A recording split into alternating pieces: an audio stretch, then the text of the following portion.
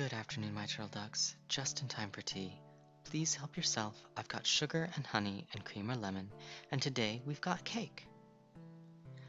Well, we've talked quite a lot about proper behavior and etiquette in all manner of settings, but before we get into our next set, let's go over why it is important to behave well to begin with. The first and biggest reason for all these rules is practicality. Etiquette gives us a baseline from which to expand upon or to fall back when uncertain. It allows a smoothing of society by ensuring that there is a similar framework for everyone to work from.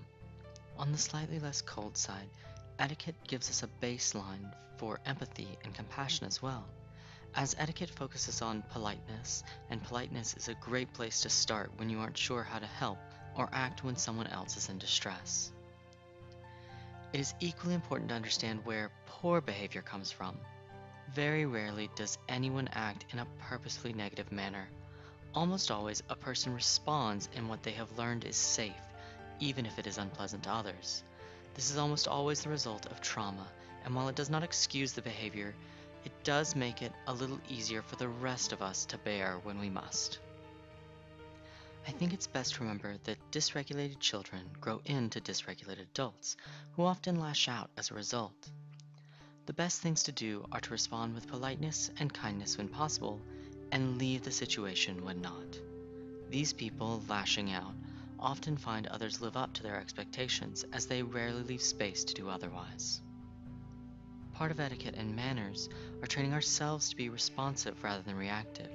Having one or multiple sets of rules for a given situation or people allows us to maintain control of our own spaces with practice, even our own physical and emotional responses. Of course, while we should strive not to impose our own rules onto others, we may find that if we are sufficiently following etiquette with a mind of cohesion and cooperation, others will be more inclined to follow our leads in their own lives, or at least extend the same courtesy to us in our interactions. Finally, and perhaps most importantly, is taking proper responsibility. We are fully responsible for our feelings and actions. While we may still have physical reactions prompted against our conscious control, our responses are always within our control. With that framework, we have quite a lot of power. Certainly, the actions of another person may bring us harm, but particularly for emotional harm, we have a great deal of control over how much of that we actually hold on to.